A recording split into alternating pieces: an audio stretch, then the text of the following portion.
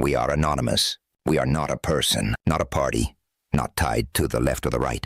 We are a collective voice, exposing corruption, lies, and the abuse of power. We reveal what governments, corporations, and demagogues want hidden. Today we bring you a story so chaotic, so disgraceful that it shows the world exactly how dangerous Donald Trump's appointments have been. This is the story of Trump's hand-picked FBI director, Kash Patel, collapsing under the weight of his own arrogance during a Senate hearing. And yes, we mean collapsing, not just physically buckling in the face of pressure, but morally, intellectually, and politically disintegrating before the entire country. Well, I didn't think it was possible for Kash Patel to do worse than I anticipated, but he did worse than I anticipated today, trying to salvage and save his job.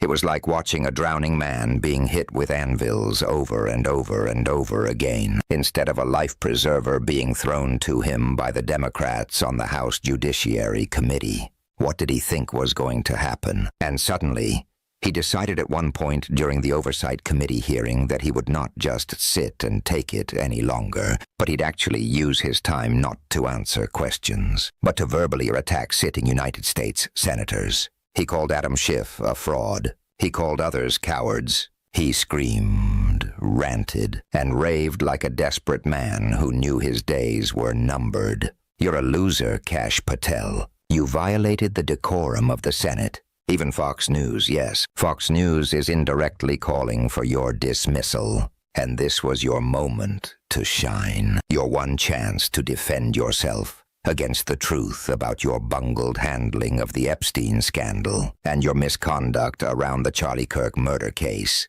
And you blew it. Michael Popak put it best. How did Kash Patel ever rise to the point where the words FBI Director Kash Patel were real? Patel was a low-ranking legal aid lawyer, a MAGA conspiracy theorist, a right-wing podcaster who stumbled onto Trump's radar near the end of the first administration. He was obscenely unqualified.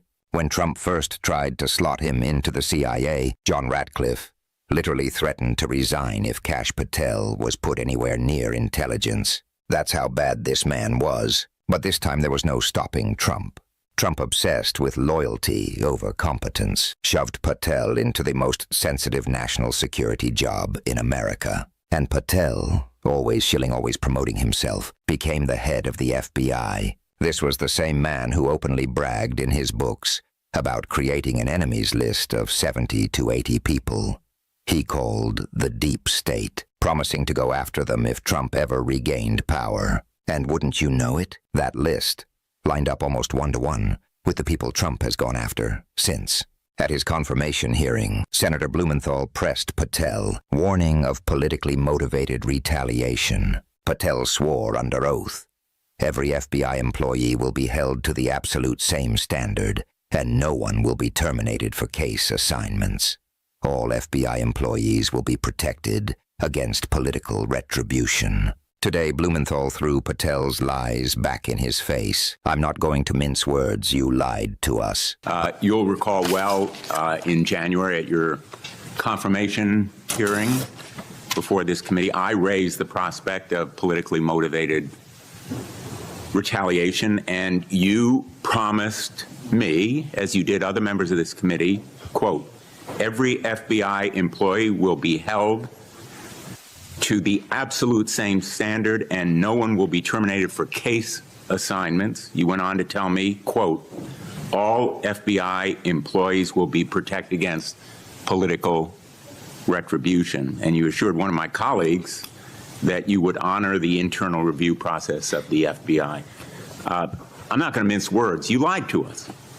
In the short time that you've been FBI director, you've presided over a rash of retaliatory firings.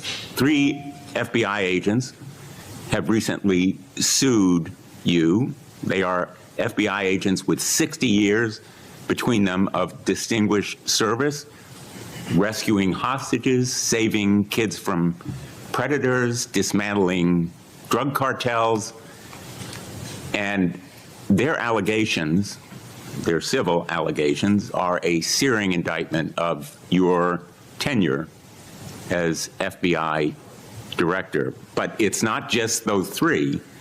The FBI Agents Association has said that your actions, quote, distract agents from their work, foster fear that their assignments could cost them their careers, either now or under the next administration, and increase the risk of criminal and national security threats by undermining unity and morale within the Bureau, end quote. This association, as you know, is voluntary. It represents 14,000 members, 90% of all the active agents. These are your employees saying that your performance has been unqualified and unfit. And there is mounting evidence that these retaliatory firings were the result of direction from the White House. There have been instances in the past history of the Bureau of political interference and political direction from the director's office, but not the kind of institutional interference that we're seeing from the White House right now. I'm going to ask you, has anyone from the White House contacted you about personnel decisions? I completely disagree with your entire premise. Under Patel's watch, seasoned FBI agents with decades of service hostage rescues, child protection, cartel busts were suddenly fired. 3 agents sued. The FBI Agents Association, representing 14,000 members, accused Patel of fostering fear, crippling morale, and undermining national security. 90% of active agents, Patel's own workforce, declared him unfit. And the evidence is overwhelming that these firings weren't independent decisions. They were political orders, straight from Trump's White House. When asked if anyone from the White House had contacted him about personnel decisions, Patel dodged, denied, disagreed. But everyone in that chamber knew the truth. Trump had weaponized the FBI through Patel, and Patel was too incompetent to even hide it. Now, if Trump were sane, if Trump cared about national security, maybe he would have balanced Patel's incompetence with a qualified deputy. But no. He picked Dan Bongino, a right-wing podcaster and former Secret Service agent. Protecting a president is not the same as running the FBI. Bongino had no organizational experience, no management record. Together, Patel and Bongino turned the FBI into a circus, not a bureau. Then came the Epstein files, the scandal Patel could not escape. Pam Bondi, Attorney General under Trump, ordered Patel to release every Epstein document. Patel promised transparency. In February, Patel and Bondi even signed a joint letter swearing every rock would be turned over. By September, the American people had seen only 33,000 pages, when hundreds of thousands remain locked away. Senators grilled Patel. Where are the files? Why did you lie? Patel's response, rage. He snapped at Schiff, called him the biggest fraud to ever sit in the Senate. A disgrace. A coward. Move her to a prison not suitable for a sex offender. You want the American people to believe that? Do you think they're stupid? No, I think the American people believe the truth, that I'm not in the weeds on the everyday movements of you're inmates. not in the weeds? What I am doing is protecting this country, providing historic reform, and combating the weaponization of intelligence by the likes of you.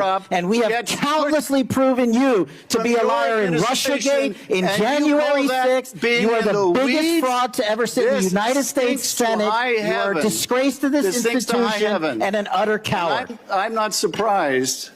I'm not surprised that you continue to lie from your perch and put on a show so you can go raise money for your charade. You are a political buffoon at best. Well, you can take an internet troll. Take it to the bank that the FBI is protecting this country and the state and citizens of California. We are bringing historic reform. He yelled so loudly that the chamber echoed. Schiff stood his ground. Patel looked weak, childish, pathetic. And then in perhaps the most shocking moment, Patel made a declaration that detonated like a bomb. In response to a Republican softball question, he insisted that the only sex trafficking Epstein engaged in was for Epstein's own benefit. That's right. Patel, Trump's FBI director, told America that Epstein trafficked no one else, despite years of evidence, despite Ghislaine Maxwell's conviction, despite mountains of testimony. He claimed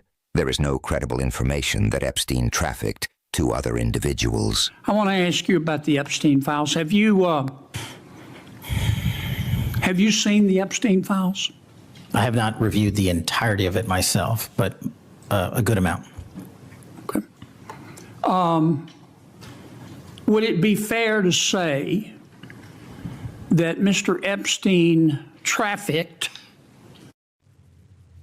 young women, including, in some instances, minors, for sex to himself? That was specifically the allegations in the 2018 indictment in the Southern District of New York. Okay. Who else did he traffic these young women to?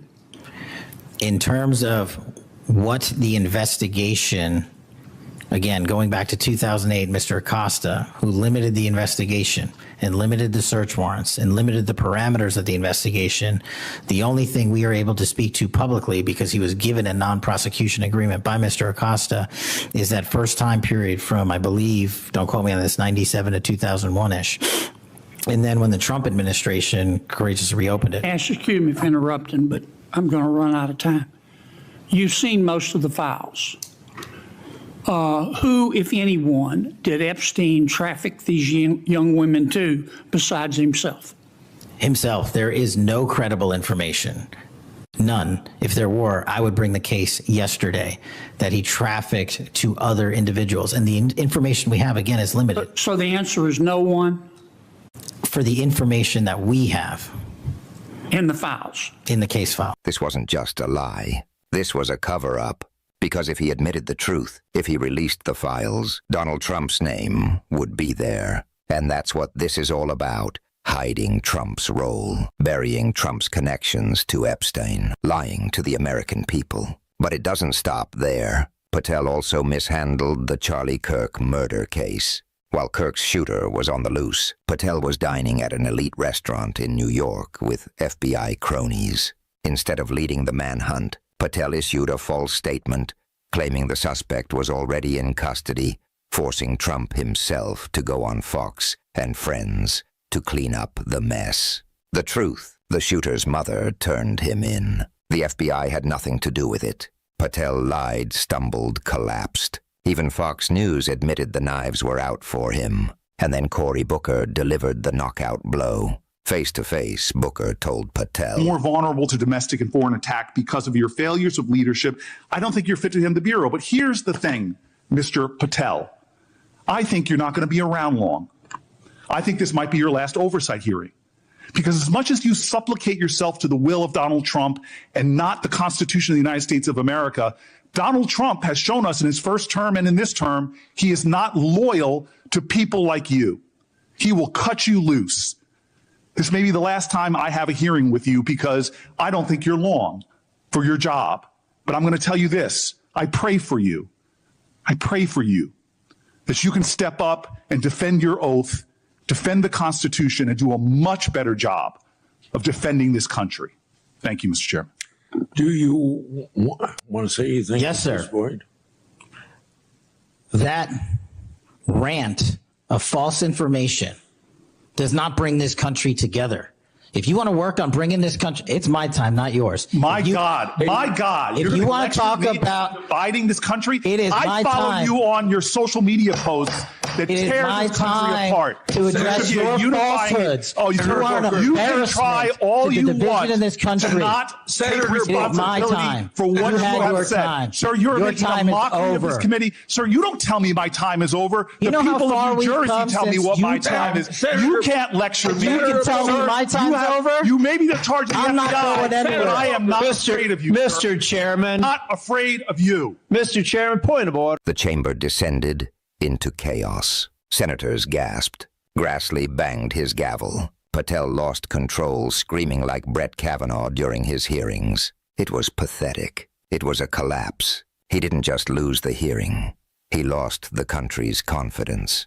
And think about the danger. Patel, who couldn't handle a single Senate hearing, was supposed to keep America safe from terrorists, hackers, sleeper cells, mass shooters, and foreign cyber attacks. Instead, he lied about Epstein, lied about January 6th, lied about retaliatory firings, lied about transparency, lied about loyalty to the Constitution. He replaced seasoned FBI leadership with Trump loyalists. He gutted morale. He weakened homeland security. And he proved beyond any doubt that Donald Trump cares only about power, not safety, not truth, not America. Even Fox News sees it. They've turned on Patel. They know Trump's pick is indefensible. And in any normal administration, Patel would be fired immediately. But under Trump, incompetence is rewarded if it serves him. And that's what Kash Patel is, a servant of Trump, not of the Constitution, not of justice, not of the people. Today, the world saw Trump's FBI director collapse. Not just a stumble, not just falter, collapse in a humiliating spectacle of lies, shouting excuses, and cowardice. America is unsafe as long as men like Patel hold power. And Donald Trump is the one who put him there. Donald Trump is the one who made this collapse possible. Donald Trump is the threat. We are anonymous. We do not forget. We do not forgive. Expect us. And to those watching, do not be silent. Share the truth. Demand accountability. Demand the release of the Epstein files. Demand that Kash Patel be removed. And above all, remember this. As long as Donald Trump and his corrupt loyalists hold power, America is in danger. Stand up. Speak out. Because silence is complicity. Anonymous. Sometimes it's good to feel that there's somebody that can sort of grab your thoughts and filter them through exactly the way that you want them to. Welcome to ViperTV Live. How's it going out there in Radio Land? It's good to see everybody. So, I don't know if y'all happen to catch those hearings, but man, if you want to talk about a crash out, that was a crash out. Now, obviously, you're going to get a whole lot of Roy Cohn 101 from Kash Patel because he doesn't ever want to tell the truth. I don't know how many times he committed perjury, but I know that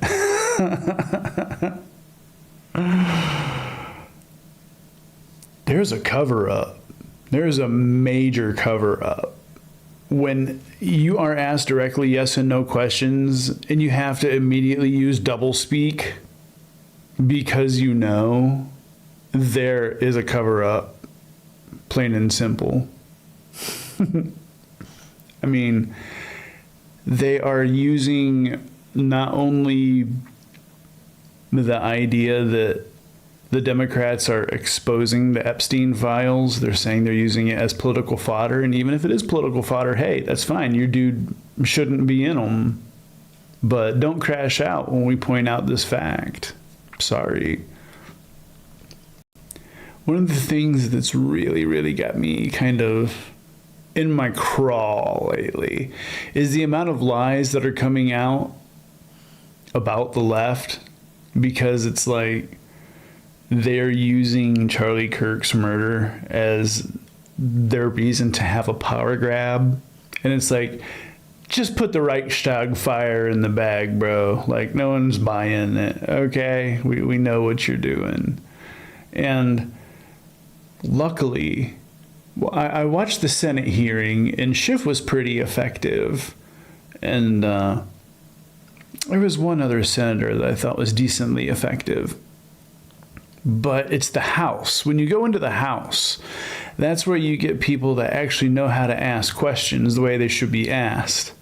One of those people we are so lucky to have on our team, and that's Jasmine Crockett.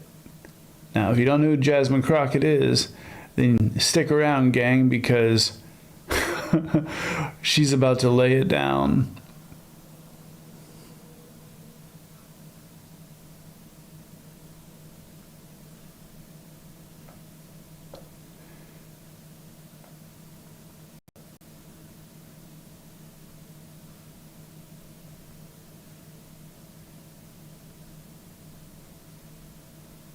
see. I'm just having a little bit of a... There we go. Involved. Joining me now in studio, Democratic Representative Jasmine Crockett of Texas. She's on the Oversight and Judiciary Committees. Welcome. Nice to see you in person again. It's good to see you, too. Yield man. You're a civil rights lawyer. Just give me a little context here. Yield man is not really what I want to hear from the House, the Speaker of the House. Well, first of all, I do want to go back to your monologue because you pointed out the number of Democratic cities. Yeah. Let me be clear. Every single mayor that you laid out is a black mayor. Right. Let me be clear that there is a high number of African Americans in each and every one of these cities. These are some of our most black populated cities in this country. So when people say the race baiting or whatever they want to say, these are just the facts. Right. You are specifically going after black run cities and you are associating crime with black folks. So there is no surprise when we ended up with a situation where there was a tragedy that occurred on one day and then the next day the threats were rolling in at HBCUs. Right. Now, actually, I want to point this out because as she's talking about that, two black men were found lynched in Mississippi. Now, they're of course saying it's suicide, but there was showed bruising on their body, and one of them had broken limbs. Now, I don't know of anybody that beats themselves up prior to ending their own life, but there's a whole lot of things that are happening right now that they expect us to buy that maybe they think the entire world is as slow as the base, but I'm not buying it. I'm not buying a lot of the things that are happening right now. I'm not a conspiracy theorist either, but I'm not buying a lot of the evidence that's being shown right now about Charlie Kirk's shooter, because look at the dialogue. It's ridiculous. Like, it might as well, I mean, seriously, there's no emojis, number one, and I can't think of a single couple that would talk to each other via text in a modern fashion without ever using emojis. That's just me. I hate to say it, but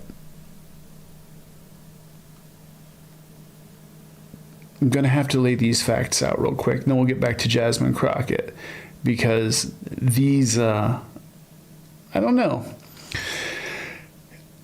It's just like, I'm just having a really hard time believing in such a short text exchange. The alleged shooter makes his confession, confirms the location of the weapon, confirms the type of weapon, confirms that it was wrapped in a towel, confirms his motive, exonerates the decoy, George Zinn, admits to the bullet engravings, confirms the wardrobe change, confirms how long he's been planning it, discloses the existence and location of a now destroyed pre-written confession note, randomly tells his boyfriend that his dad is diehard MAGA, as if he wouldn't already know given the nature of their relationship, and is worried about his dad/grandpa being upset if he doesn't come home with the rifle, not the fact that he just used it. Not to mention a 22-year-old terminally online Zoomer using phrases like squad car, drop point, swept the area, my vehicle, till I died of old age. Like I said, hello, fellow kids. So, I don't know. That was something that was bothering me that we needed to talk about. Going back to what Jasmine Crockett was saying, though. That's number one. Number two, when you talk about morale or when you talk about crime and you talk about how we're using our armed forces, we currently have allies that are looking at the United States and wondering what we are going to do. So instead of understanding that Russia is not our friend, when they decide that they're going to mess with one of the NATO allies, Poland we're kind of like, we don't really know what happened. Or when we have Israel that ends up doing something to Qatar, and Qatar is looking at us and saying, hey, United States, like, where are you? Yeah, we have 10,000 troops there in Qatar. Yeah. But we also got our troops going around picking up trash. Yeah. Like, I don't know where our readiness stands, and I am very concerned, especially since, as it relates to our foreign affairs. Do you understand how much money it costs for the National Guard to be doing landscape work and to be picking up trash every day? That costs so much money. Not to mention the morale. Like, I've been reading interviews with members who were deployed, and the number one word amongst all of them is shame. Why are you making our military feel shame just so you can have a power flex? This guy was upset because he wasn't invited to go hang out with all the other dictators. So I will say that, yes, we have a problem with this president, but this president cannot do this stuff by himself. So thank you for playing the clip of the Speaker of the House, who is the leader of those that are going to just bend the knee to him. They are not honoring their oath. And that is the only thing that I am asking every single elected leader to do, is honor your oath to the people that elected you and put you into power, instead of doing whatever it is that he wants you to do. It's uniquely unconservative and un-Republican for Mike Johnson to say to mayors or people in America to yield to the military, right? This goes back to Roman times. We do not want, people do not want to be policed. Yeah, like, that's one of the things he said. He's like, oh, just come on, man, just yield and let them on in. What happened to small government conservatives? And one of the things that I've kind of genuinely started to discover about fascists is that they revel in hypocrisy. They revel in the fact that they can do to the left what the left would never do to them. I want you to think on that. Policed by the military. They respect the National Guard for what the National Guard does. Yes. They don't need them in their cities. No, I mean, when you look, anyway, I mean, when you look at so many parts of our Constitution, it is about whether or not the government is coming in, and that's when you take to the Second Amendment. I mean, like, that is what it actually was laid out about. Right. Nobody says that about the Second Amendment. Yield, man. No, they don't. Not to mention, exactly. it is not very conservative to do this big government. I think I've said it before, and that's, for some reason, all of the 2A, don't tread on me bros, they just became ICE. They were like, okay, don't tread on me basically means you can't tell me what to do if there's a Democrat in power. But if there's a Republican in power, we're gonna grind our boot onto you like you wouldn't even believe. And if you dare say anything, we're gonna play victim because authoritarian fragility. Thing. Right. This is the biggest amount of government that you could have.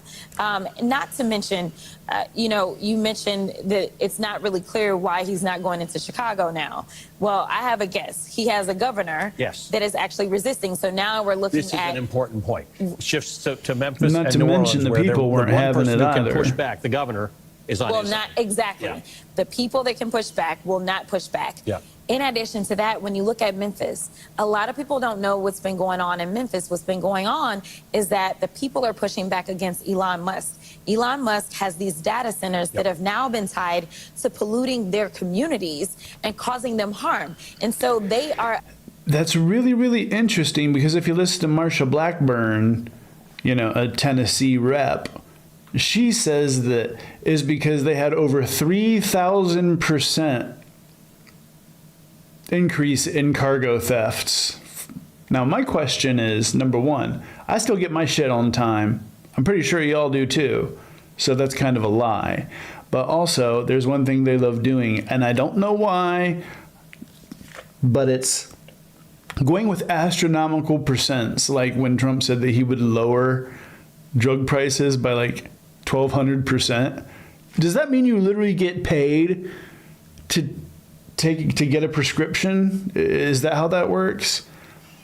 There's a reason that they say that I love the poorly educated. And there's a reason that people that actually learn about things like science and math and biology, they tend to vote liberal. against these data centers. So now this is yet another way to do something for Elon Which is kind of weird, because when he talked about the head of Union Pacific, it's like you should maybe just pretend that this isn't just your corporate friends who are causing you to deploy the U.S. military at taxpayer expense against them, so that a merger can take place. Like, he literally said it all. He said all the words. Donald Trump. Talked to Justin Pearson yesterday from Memphis. And one of the smart things about people who come from cities where there are crime rates is they don't rely on these statistics that say violent crime was down by X percentage. They realize that violent crime is a bad thing. Exactly. Everybody thinks so. Exactly. And the ways in which you undercut violent crime are through things that happen in communities, through gun violence protection. Those are not the things that are happening here. So Justin Pearson was all about the fact that, we got a crime problem. No, they will never do anything as far as gun violence goes because A, the gun lobby pays way too well. And then B, here's a really, really kind of tragic fact. And that's that there is a bulletproof backpack corporation out there that relies on American school children to need them. It's a sad tragedy, but it's true. I'll say it again. There's a corporation out there that sells bulletproof backpacks that need to be able to sell their products. And I'm so curious is if there's any money being exchanged inside of any kind of lobbying when it comes to ensuring that both of those companies are scratching each other's backs. That is something that I would love to see pursued in Congress. Because, in my opinion, it's cyclical. One needs the other to feed off of it. Really happy to have the federal government's help. But this doesn't ever solve that problem. No, it doesn't. They don't like data. They don't like facts. They absolutely detest these things. But even when you look at what Maxwell Frost... Dude, that's absolutely true. Did you see that the White House scrubbed the fact that a large percentage of violence comes from the right wing just to ensure that they can still make their narrative stick so they can continue to keep trying to grab power and silence people? Charlie Kirk was a total free speech enthusiast, and if you don't say that, then they're going to cancel you.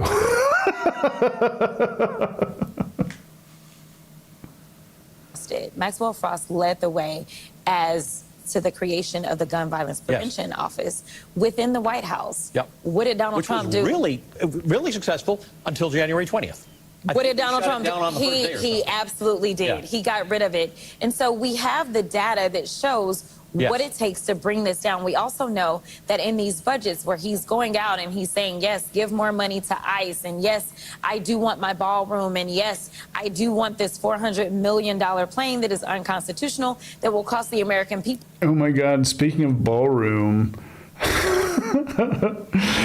it's 2 different times that he has deflected to talking about the ballroom. The best time, though, is when they said, your friend Charlie passed away. How are you holding up? He's like, I'm all right. So you see they're starting to build the ballroom over there, which tells you immediately that there's a reason that they're treating this like Horst Wessel, laying him in state. And then there's going to be a giant eulogy. You should see the guest list. It's like Madison Square Garden on acid. $1 billion to retrofit, yes, he can find all the money for that while taking away the programs that law enforcement agencies are relying on. All those grants, he's like, yeah, we don't need those anymore. So it is a farce. It is this appearance of I am doing something when in reality it's not, because he loves this reality show type of situation. So it's like, You know, speaking of that, with her saying that, you know that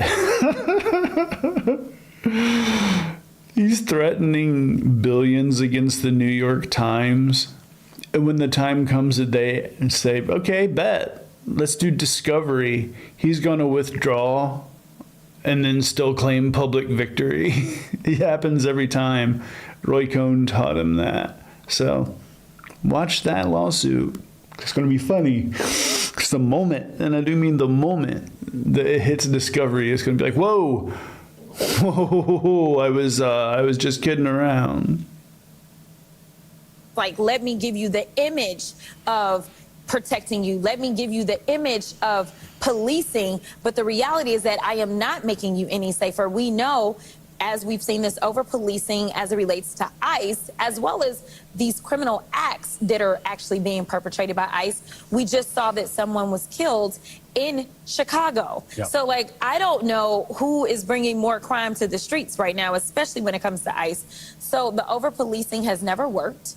And he doesn't want to use... Like, we know it doesn't work, right? We know in cities where crime has been reduced, it's been reduced through it's a number of things at the same time. Exactly. One of which is poverty reduction. Absolutely. Right? And poverty reduction programs have been killed. Yeah. Under the big beautiful bill. Yeah. And the Doge cuts. And poverty is on its way up. SNAP has been cut. Yeah. Who's making who's? So everything's more expensive. Housing is more expensive. But now being unhoused is illegal, and there's going to be people that are probably going to be stealing in order to eat. The whole idea is so that the rich and everybody can live wonderfully, and then anybody who might have like a modicum of poverty finds themselves either in jail or, you know, worse circumstances. Because it's a cull. I hate to say it, but it's exactly what it is. It's a cull. And that is why right now the Senate discussing, you know, keeping the government open, because Republicans have executive, they have Congress, and as far as the House and Senate goes, right? You got all the power. But they're going to say we need the Democrats in order to keep the government open. And usually we bail them out of good faith, but we're tired of getting boned every time that we do. So one of the things that Schumer's talking about right now is, no, you can't touch health care. If we're gonna play ball, we have demands this time. Last time he had no demands. He walked away with nothing. And we were not gonna let that shit happen again. So keep an eye on what's going on with the Senate and keeping the government open. Because as far as I'm concerned, it's the Republicans' job to make sure that the troops get their checks right now. Who's fraudulently using SNAP? Like, what do you do? What do you trade off your $6 for? Correct. Your $6 a day. Yeah. Like, these are the people that are getting rich off of the federal government, but not that's the Elon Musk. conceptually our problem, right? That we are scraping every last dollar. We're squeezing every last dollar out of people who can least afford it. Exactly. So that the merger can go through with Union Pacific. Exactly. But that's everything that they're doing. Everything is about the billionaires. Like, everything that we've seen from this big ugly bill, it's about making sure that they have more. When we have seen this transfer of wealth, it's already taken place before a lot of the provisions in that bill have actually gone into effect. We have a historic transfer of wealth that has gone up and not come down. And yes, we know that trickle-down economics doesn't work either, but you speak about poverty and you speak about... You know, the very first time I heard about trickle-down economics and I started looking into it, I was like, how does this not just sound like somebody pissing on your head and telling you that it's raining? Like, how did nobody make that connection?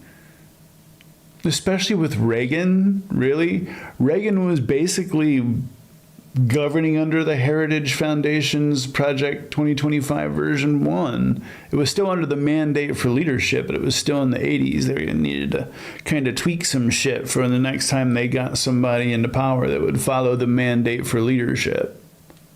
So that's how we end up Project 2025. But remember, it was a liberal hoax. That's why there's tanks on the streets, right? crime. As someone who is a public defender, I can tell you that I better understand some of the things that end up allowing for crime to proliferate in certain communities. And I do want to make this distinction. Just because there is crime taking place does not necessarily mean that it is a criminal. There is a difference. There are people that literally are engaging in crime out of necessity, and they have, you know, defenses that they can wage and things like that. But there are people that are saying, listen, I need to take care of my child, and so I need to get this formula. I need to get these diapers, and I'm going to do what I've got to do. But the reality is that we could do something like making sure that SNAP benefits are going to be available to them. We could make sure that there are going to be job opportunities. We could not throw them off Medicaid. Correct. Right. Because what's going to happen in a country, especially when we look at the state of Texas, where over 5 million are already uninsured, right? So you start to throw people off of their health care, the little health care that they've got. When we look at medical debt, you know which administration was trying to make sure that they could wipe off medical debt? It was the previous administration, the Biden-Harris administration, because they understood the things that literally would sit atop. That's one of the things that annoys the piss out of me, though, when you see people talk about why they wouldn't vote for Harris. They're like, well, she didn't lay any policies out. No, you weren't listening. You didn't want to listen. There was going to be not only legislation to ensure that groceries couldn't price gouge, but y'all called that communism. There was going to be like a credit for families that were first-time home buyers. There was going to be investments into clean energy jobs. Do you know that over 90,000 clean energy jobs have been lost under this economy? And the job growth is low. The wages are low. We're going to be entering stagflation. All because it was all a liberal hoax, that old Project 2025. Fun and games, eh? Top people and really put them into bad positions, whether it was their student loan debt or whether it was their medical debt. But they were doing the things to make sure that people could really feel like they were living in the land of the free and the land of opportunity. When we come back, you're a civil rights lawyer, so I want to talk to you about the Fourth Amendment a little bit, because the Supreme Court made a big decision about the rules that ICE immigration have to follow in Los Angeles. This is important to everybody in this country. It's not Los Angeles specific. The Supreme Court had one of its shadow docket decisions, which are kind of dodgy because you don't get a real explanation. And this one is about ICE raids in Los Angeles and the ability for ICE to kind of just roll people up, right? Because of accent or ethnicity or what they look or where they happen to be if they're gathered outside a Home Depot. Did you also know that the Fourth Amendment does not apply 100 miles from any border or any coast? Yeah, the conservative Supreme Court made that a thing because, you know, they want people to be able to have their shit searched for no reason. But it's kind of funny because that all of that encompasses all of the major areas where all of the people who aren't, to quote my friend the mighty librarian, the color of copy paper live. So obviously that's the areas that are going to be targeted. Supreme Court said that was okay. Which is kind of wild because the Fourth Amendment of the Constitution says it's not okay. So it's interesting as we sit here in New York. I can think back to a time in which there was stop and frisk. Yes, that's correct. And I could think back to a time in which that was found to be unconstitutional. That's right. And it was considered an unreasonable search, as we know the Fourth Amendment stands for. And now it's almost like this argument that the Republicans have been making that somehow if you are not an American citizen, that you are not afforded the same rights under the Constitution. Like, I've got colleagues. That's 100% true. I always see that argument every time, that due process only is for American citizens. And this is where I implore you, gang, if you get that sort of conversation happening and that's the response that you get, tell them, post the first 2 words of the Fifth Amendment. You know what those first 2 words are? No one. that debate whether or not they are entitled to due process, and it's like, actually, That's they not are. debatable, yes. Like, it's not debatable, but they are trying to make it debatable. They are trying to make it seem like, well, if you're an American citizen, you get it, but if you're not an American citizen, you don't get it. And that's why we saw Donald Trump just randomly kicking people out of this country and not giving them their day in court. And we know that even American citizens have been rounded up in that. And so that is what's so dangerous about this opinion, is that we know that you don't have to pass an accent test to actually be a U.S. citizen, right? So this idea that you can look at somebody and say, I'm looking at you and I think that you don't belong.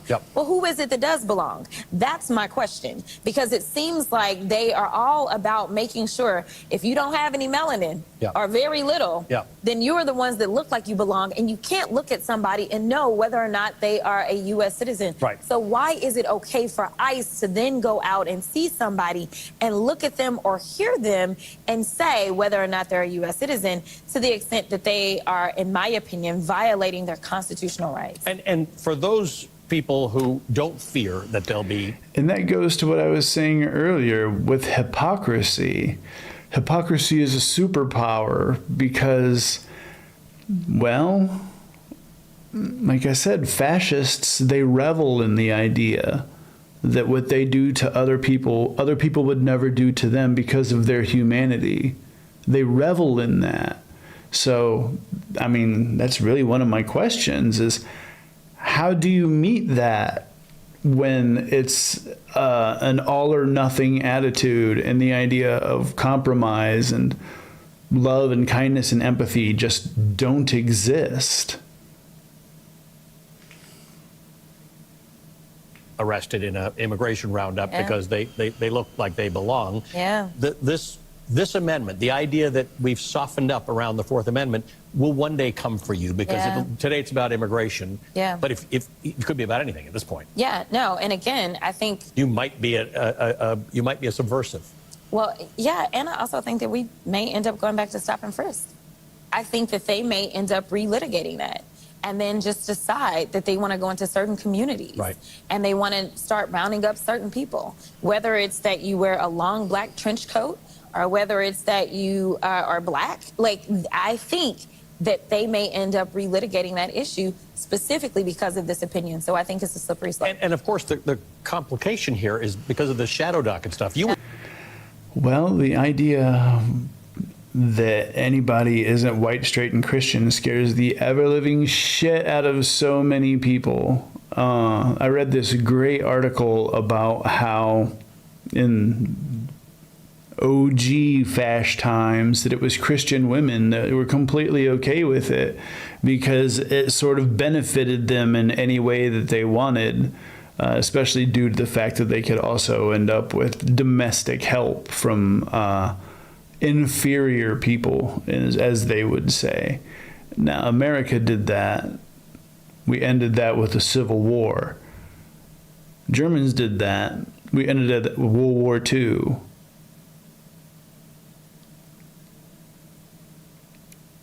I hope we don't do that. I would think that if you're going to attack something that is an amendment in the Constitution, and you're going to say that there's something wrong with it, I'd like to have a thorough airing of that. No oral argument on this issue, not hearing where the sides are coming from, not hearing from the justices and having them ask questions and really test it and to make sure that it stands up to constitutional muster. No, it's a very dangerous thing to do, especially in this time of over-policing by this out-of-control and that's the issue, right? That's where I'm trying to figure out, how can people who like Donald Trump or don't like Donald Trump understand that he seems to be building a police force that is not subject to the normal rules that either policing or military should be subject to. It's sort of a police force that's lacking accountability. No, there is no accountability, and it's going after its American people, right? Yeah, it's a secret paramilitary force. Go ahead and show me any dictator throughout history that didn't have a secret paramilitary force. The only difference is that America has a Second Amendment. I recommend ensuring when you're out in public you have the means to defend yourself. So You know, maybe pick up a power tool and some freedom seeds. Like, the idea that any of us want to be unsafe in this country is absolutely absurd, right? I don't care what your political affiliation is. I don't care what your cultural background is. None of us want to be unsafe. Yep. But we're not looking at the facts. We're not looking at the fact that immigrants, regardless of how many times you're going to cherry pick and say, well, there was this one immigrant that was here illegally and they ended up killing this one person. Well, for every immigrant that you have an example of, I'll raise you at least 2 to 5 white supremacists, if not more, right? So, like, you've got to look at who is it that is committing the crime? Who is it that is committing certain types of crime? And then you need to figure out why. And then you go in and you say, this is how you reduce it.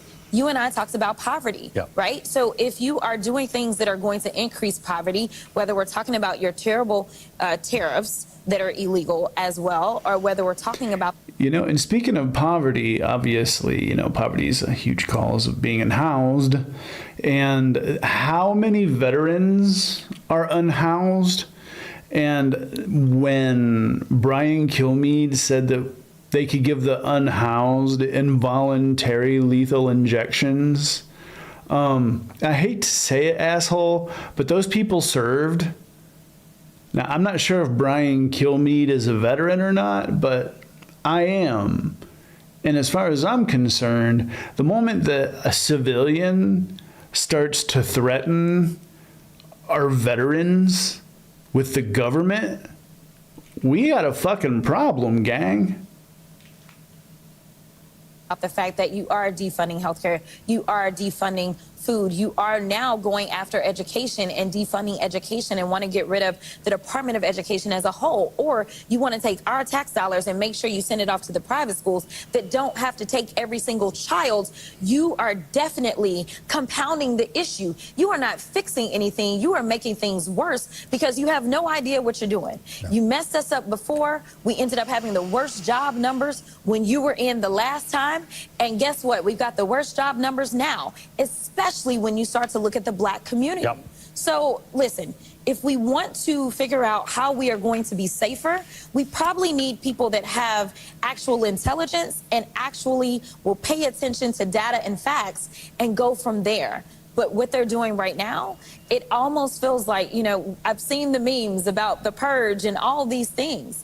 But as somebody who understands history, I genuinely want to know if the president isn't a Russian asset set to destroy the country in every way that he can, what would he do different? Go ahead and put in the chat. What would he do different? Because from everything that I'm seeing, not only is the economy wrecked, but our health is wrecked. Measles are fucking coming back. Okay? Like, our alliances are wrecked, but the regime is getting richer. They got billions richer. Did you see what just happened with the United Arab Emirates in the chip deal? And then we're worried about they're going to sell those chips to China. Doesn't matter. Doesn't matter at all. It all just goes right back into his pockets while the prices keep rising for us. When I see ICE, I see slave patrols. Now, I never lived through the slave patrol period, but if you know the history of policing in this country, then you understand that they were born out of slave patrols. And now with the Supreme Court saying this, it's almost like you can just go grab them up. That is what they're saying. And that is a problem. We all should have a problem with that. But when you don't want to teach American history that includes Black history, then you lose out on the benefit of understanding that we have been down this road before. And it wasn't. The reason that that history is being buried so quickly and so intentionally is because if there's one thing that Christian nationalists can't stand, it's looking bad. And the fact that slavery existed makes their ancestors look like bad people. The fact that they have to, quote unquote, not teach. Remember back in the day, first it was CRT, and then it became DEI. But the whole deal is they just didn't want to see a picture of Meemaw screaming at Ruby Bridges and then have to explain to their grandchildren why Meemaw was doing that. Oh, it's because she says the N-word every day. Don't you know that? I mean, you're not used to hearing it? She stubbed her toe and screamed it the other day. It's not good, and we fixed it once, and it is a shame that we are relitigating this, and we are going to have to fix it again. A damn shame. But if we stick together, it's very, very, very doable. We're winning so many local elections in places we wouldn't expect, like Iowa and Florida. People have had enough. They've been lied to. And one thing that you literally cannot gaslight is your pockets. Have you ever tried gaslighting your own pockets? Shit don't work, man. I hate to say it because, well, they can say that gas is $1.98 and that groceries have never been cheaper.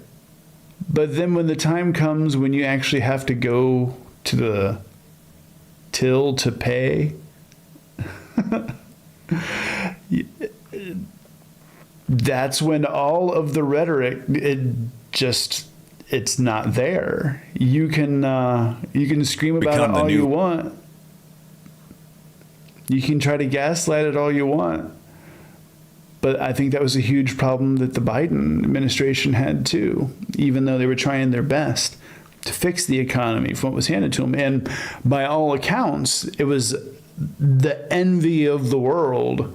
People still weren't feeling the prices. And as much as we said the economy is recovering, they felt like we were gaslighting them.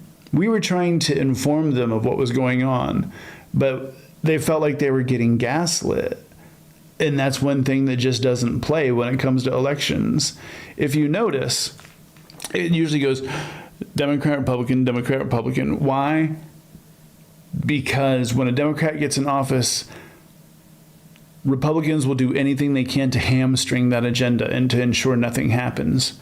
So then when finally the Republicans come along, they can blame everything on the Democrats and then continue to do all the same shit that they were just doing because the Democrats will go along with legislation. They're there to legislate. They're like, we'll give you wins if this helps, the American people. But then what it actually just turns out to do is just ends up hamstringing them because then it makes the Republican administration look good when they would not do the same thing to help you govern. And I'm hoping this time around with this shutdown that Schumer might actually, grow some stones and we could actually do something to shut this shit down because I don't want tax dollars personally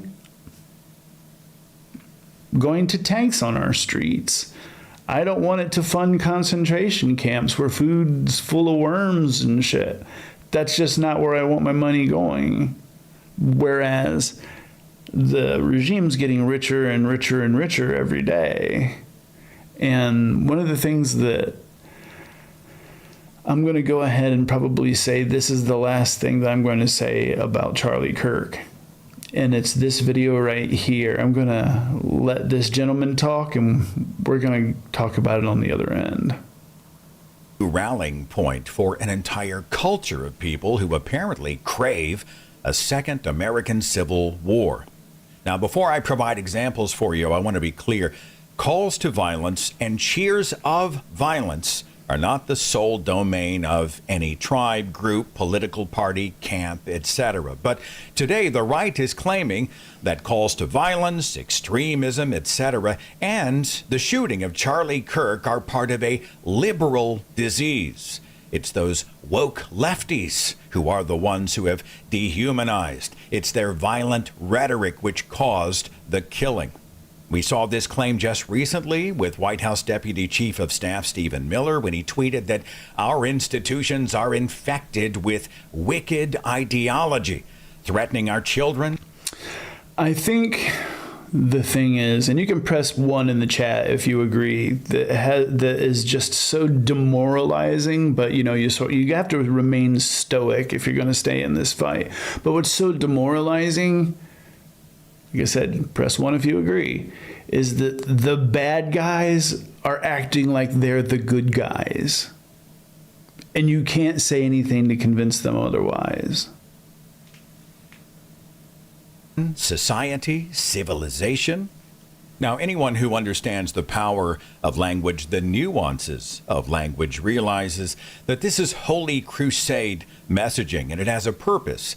It's designed to prime this country for a right-wing takeover of the culture. After all, anybody who... Well, do you remember when the architect of Project 2025 was saying that there will be basically saying there will be a Christian theocracy as long as, and it will remain bloodless as long as the left allows it to be, and that Pete Hegseth's book is basically saying that it's time for a second crusade, that whole Deus Vult thing. Go ahead and look it up, DeusVult. I did a video on it. I called it, it's titled Deus Cult. Why? Watch the video and you'll see. Who is not part of the righteous right is an enemy. They're an enemy of religion. They're an enemy of freedom. They're an enemy of America. Those who dare to speak dissent, they are traitors. The left has been saying put a bullseye on Trump, a bullseye on his supporters. Charlie Kirk's a casualty of war. We're in this country. We are. They are at war with us. Whether we want to accept it or not, they are. You know, and it always makes me think of, like, do you remember the song War Pigs? Where it says politicians hide themselves away. They only started the war. Why would they go out to fight? They leave that role to the poor. I always think of the same as these bastards. They'll talk about war up and down all day long on a microphone, but say if some shit was to break out, they're going to be in their basements with their blankies and their microphone saying the same shit. They're not actually going to be out there with boots on ground. These motherfuckers make money, and I do mean money, from trying to get us to hate each other rather than be like, it's not it's not left versus right, it's up versus down. There's a lot of things that have to get called out by the left that the right lies about, but we don't want to see political violence. The thing about screaming about war and then instantly, when you're called out saying that it's the left that's doing it, it reminds me of how, Karens will be the biggest pieces of shit, and then they're on camera the whole time. But then when the law shows up, they play the biggest fucking victim. And that dogma permeates from the top all the way down.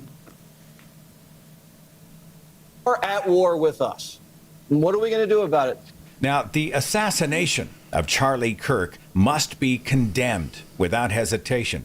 Of course, this morning an arrest was made, a suspect is in custody, and whoever's responsible should be prosecuted to the fullest extent of the law. And yet Charlie Kirk's murder does not make him a martyr or a hero. It doesn't mean Charlie Kirk was a good person. And yet moments after he was fatally shot in the neck at Utah Valley University on the 10th of September, his name immediately became deified. Charlie Kirk has been a convenient poster boy, yet another excuse for the righteous right to declare holy war upon the wicked, anybody who disgusts them. Maybe you saw that press conference with South Carolina Representative Nancy Mace. Enough is enough. And now I have to deal with real safety concerns. It sounds like the shooter was a tranny or pro-tranny. And just because I want to protect women, that I'm worried about getting murdered? Are you fucking kidding me? Florida Okay. So I guess not only is, Nancy Mace completely wrong and was saying that before anybody knew anything about the shooter, but also, so Congress people can just say fuck now? So they can just say, you're fucking kidding me? Okay. Hey, Dems. The permission structure is there. Let's see you go ahead and see if you're going to let them use all of their freedom of speech while you curtail you and yours for the sake of decorum. They took the gloves off. What you going to do about it? Representative Anna Paulina Luna blamed everybody who sounded the warning about fascism in this country. She said they're the problem. She used Charlie Kirk's murder as an opportunity to rant about her pet outrages, and she says the opponents of fascism are the hate they claim to fight. President Donald Trump wasted absolutely no time again. I'm going to say once more, if the government and the people on the right get mad that you call them fascists, but they say that the enemy are anti-fascists, Antifa, tells you a lot without saying it, right? And with no suspect found or named at that time, he said the radical left was responsible. For years, those on the radical left. Watch the video. He doesn't have a pinky. This is AI, I swear, because this was this was released during the time when he was missing, and on 9/11 when he had stroke face going on. I don't know if his face was a half mask for Charlie or what, but this video doesn't have a pinky. Have compared wonderful Americans like Charlie to Nazis and the world's worst mass murderers and criminals. This kind of rhetoric is directly responsible for the terrorism that we're seeing in our country today. Interestingly, Trump ordered all American flags to be lowered to half-mast. This is something he has never done. He certainly didn't do it after the murder of prominent Democrats, Minnesota State Representative Melissa Hortman and her husband, Mark.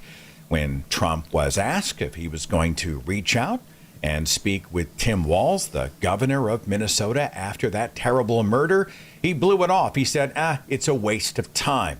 It wasn't a waste of time for Donald Trump to pardon the insurrectionists. That is absolutely correct. In fact, if I'm not mistaken, we have some evidence of that. He did say that exact same thing. Let's see here. We have it on video. There we go.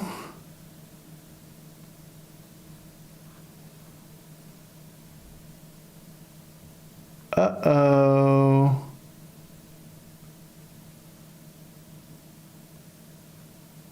I'm not familiar of the... Do you think it would have been fitting to lower the flags to half-staff when Melissa Hortman, the Minnesota House Speaker, was gunned down by an assassin as well? I'm not familiar of the... The Minnesota House Speaker, a Democrat. Oh, well, if the governor had asked me to do that, I would have done that.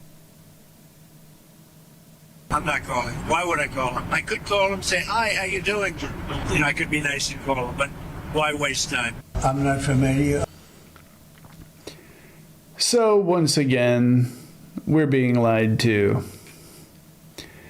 Conveniently, mind you. It's always convenient that when it's a Democrat who ends up being, on the receiving end of violence from a right-wing extremist, then all of a sudden he doesn't know her name, he doesn't anything, but put it the other way around and he knows every single little detail. He knows the fucking person's underwear size. Of January 6th. Yeah, they're trying to rewrite history on this too. They're going to be having hearings about it, and you know, they're going to really open up a can of worms that they don't want to open up, because they're going to be saying that the FBI was behind it and whatnot, and they're going to be like, okay, well then show us the papers. They'll probably subpoena Michael Fanone, who'll be like, no, I was a policeman who had the shit beat out of me. I'm pretty sure that wasn't fake. I'm pretty sure it wasn't Antifa. And if those people were Antifa, why did Trump pardon a bunch of Antifa? But if they were Antifa, why would they try to storm the Capitol to try to keep the president that they wanted to get elected? These are all questions that need to be brought up.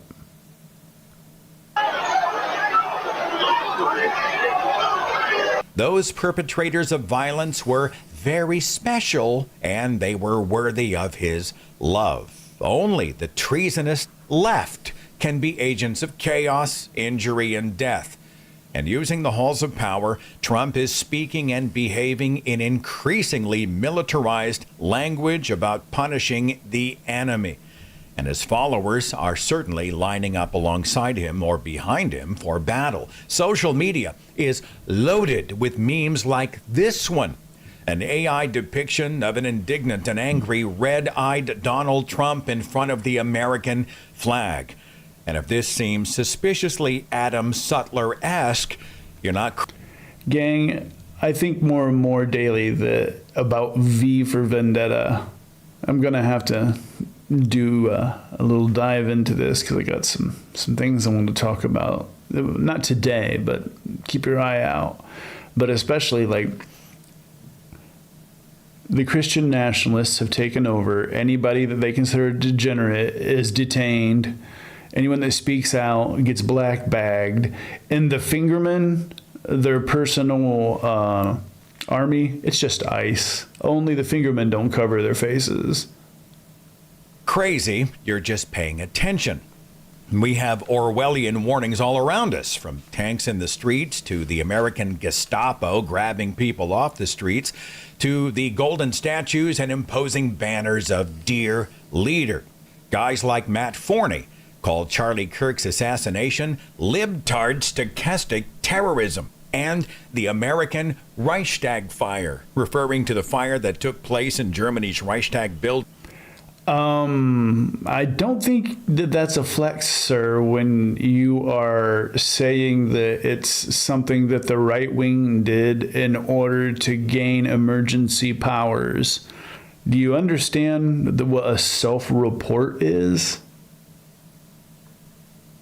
Wow. 4 weeks into Adolf Hitler's reign as chancellor.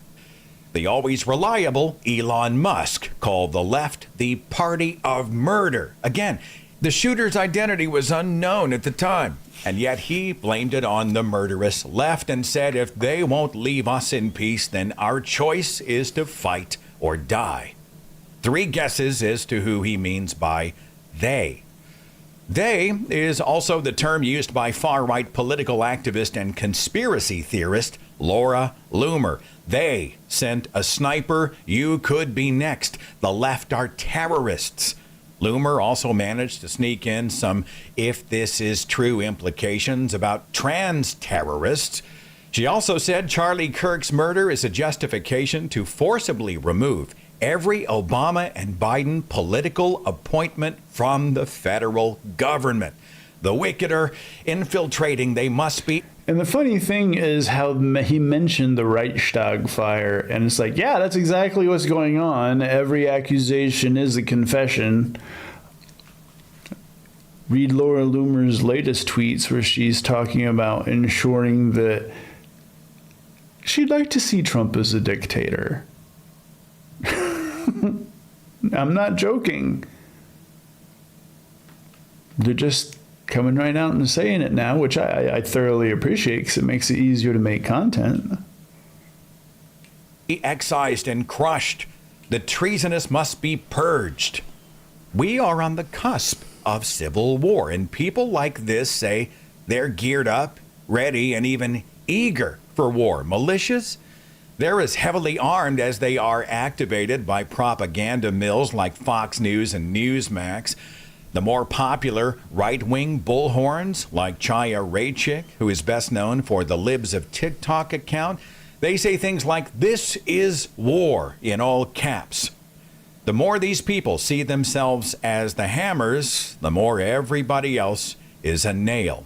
They will blame the left for everything as they escalate and escalate and escalate. Elon Musk's own AI refuted his claim that the left is the party of murder, revealing that there's no data confirming a partisan monopoly on political assassinations in this country. And then when that was reported to him, he said that, oh, hold on, let me tweak Grok to get rid of this bias nonsense. The facts do not line with their narrative, and they can't handle it, so they have to rewrite the facts and rewrite history. This is exactly what Orwell was talking about. Anti-Defamation League's Center on Extremism lists 75% of America's political murders in the last decade to the extremist right. Yet North Carolina... Hold on, let's see that again, for those of you who just missed it. Lists 75% of America's political murders... Let's go ahead and pause that for a moment. Go ahead and soak that in. For all you right-wingers who feel the need that you need to go along with the narrative. In the last decade to the extremist right. Yet North Carolina politician Mark Robinson, he's not having any of that. He did a church sermon a few years ago talking about the left, the enemies of America, and how to deal with them. Get mad at me if you want to.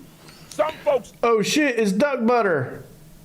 Do you remember this dude? He wasn't able to get elected because he got found out that he was doing a bunch of really, really dreadful stuff with his wife's sister. And then like bringing pizzas into like porn shops and like spouting white supremacist talking points on porn sites. I remember this guy. He's a butthole. Need killing. It's time for somebody to say it. Folks need killing. Remember the plot to kidnap and execute Michigan Governor Gretchen Whitmer. That was carried out by right-wing extremists who claimed that she was guilty of treason against this country. They had planned to storm the Michigan Capitol building. They wanted to take hostages and kill people in the name of American patriotism. And don't let right-wing pearl clutchers lament all the lefty cruelty without showing them the logs in their own eyes. Remember back when Nancy Pelosi's husband, Paul, was assaulted at his home by a far-right QAnoner who fractured his skull with a hammer? It was Donald Trump Jr., our own president's son, suggesting a Halloween costume commemorating that day. And yes, it was none other than Charlie Kirk who recommended the attacker be released from jail. Now, nobody's saying that there are not left-wing extremists. And it just seems to me, because I did a video on this also about why there's so many lies that are spread in order to keep a completely pristine image. But they just managed to have to throw the gay lover thing in there too, even though it was somebody who was radicalized by MAGA. David DePep actually, said this, and it came out in his trial where he was found guilty. But they had to end up still making it something about being a gay lover. It's like they want to ridicule the left with constant homophobia, but they're the ones that talk about it all the time. Oh my God, they're obsessed with girl dick. All it is just trans, or like gay. And there's a fucking reason that Grindr crashed twice on the last RNC. I'm talking Grindr considers the RNC their fucking Super Bowl. Anybody with eyes and ears has seen examples on the political left of people who've been dancing on Charlie Kirk's corpse. with 5.5 billion people all around the world on social media. And given our charged and polarized political world, we're always going to see the best and worst in people. I do think it's important to be on the right side of an issue where more than one thing can be true at the same time. And don't be a binary thinker on this. Charlie Kirk's murder is an atrocity. It should be condemned. But the events of September 10th did not make Charlie Kirk a good person. This guy invoked the Old Testament's command to stone gay people to death. He called Black Lives Matter race hysteria, and he said Dr. Martin Luther King was an awful person. Charlie Kirk said the Civil Rights Act of 1964 was a huge mistake. So that's why when I see like stupid AI generated images where it's Charlie Kirk next to Martin Luther King, it's like, do you even know? Like, are you so obsessed with whitewashing the sins of the people that you think are good people that you have to make entirely false realities about their personality in the same way that you are able to dismiss everything about Trump? Because I don't think it's working, because last I checked, people are getting fired and doxxed for posting his own words. Why is it, if he's such a revered individual, when they do their moment of silence, the NFL games for him, why didn't they play his best hits up on the Jumbotron? Normally, if somebody is a civil rights leader, you have quotes up there, or you play a montage of their greatest hits, if you will. Where's Charlie's? Why is it that people get offended when they see you using the words of a free speech advocate? That's what I want to know. I'm just asking questions. He opposed diversity initiatives. He called vaccine mandates medical apartheid. He said LGBT people were dangerous to children. He promoted the white supremacist conspiracy theory of the Great Replacement theory. He ranted about prowling blacks targeting white people for fun. He told Taylor Swift that she's a woman, so she should submit to her husband. She's not in. It's really funny that he says that to Taylor Swift when Taylor Swift has way more money than he does. Now, don't get me wrong, they've been grifting ever since his passing. And I think Erica Kirk is worth like $12 million now or something like that. They still don't have as much money as Taylor Swift. In charge. He declared that if his 10-year-old daughter was raped, he would force the child to carry the rapist baby to term. And when he said that in the middle of the debate is exactly what I always say when it comes to when hardcore conservatives are backed into a corner and really pressed on their views. Rather than give any nuance or say I was wrong, they'll just double down. And when you double down, you get quotes like this attributed to your legacy after you die. He promoted Nuremberg-style trials for all gender-affirming doctors. He blasted liberals for celebrating a nation that is less white. And he called state-church separation a fabrication of the secular humanist community. And those are just a drop in the Charlie Kirk bucket. This is the GOP's current martyr saint. I don't want political assassinations to become normalized. I don't want extremism to be normalized. I certainly don't want a ministry of truth banging Bibles and crying treason when free people actually do and say free things. And I certainly don't want a new American Civil War.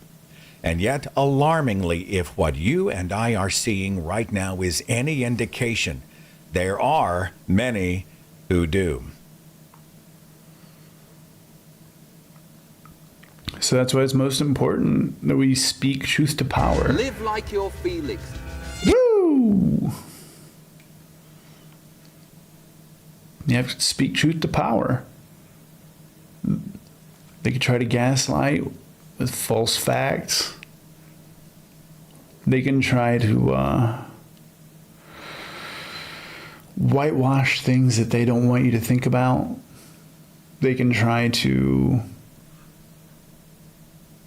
use double speak and say that it's not the right wing that's responsible for years of political violence, especially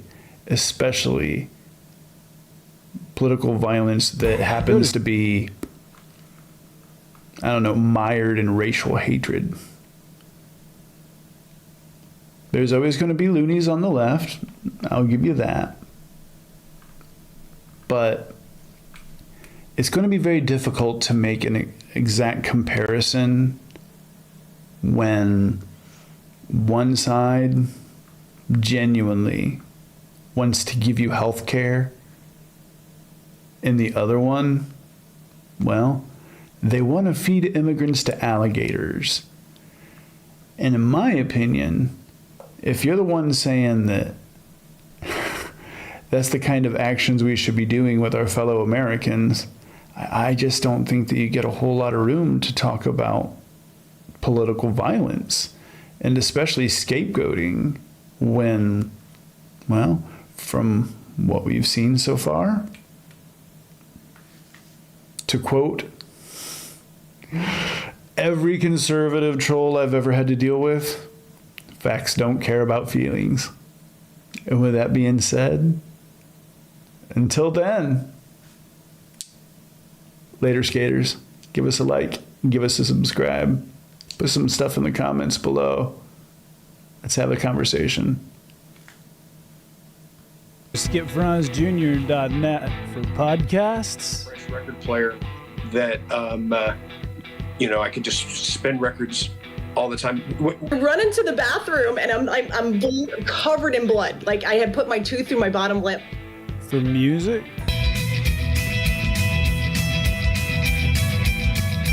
For gaming and pro-liberty game rants. That's SkipFranzJr.net.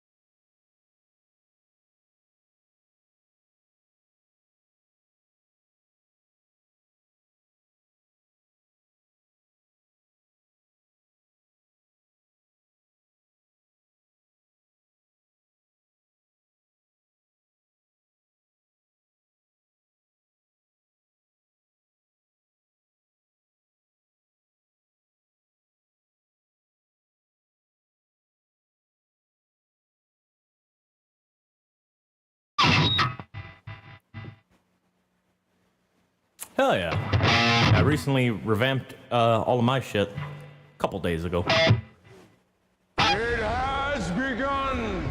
Oh shit, I'm popular.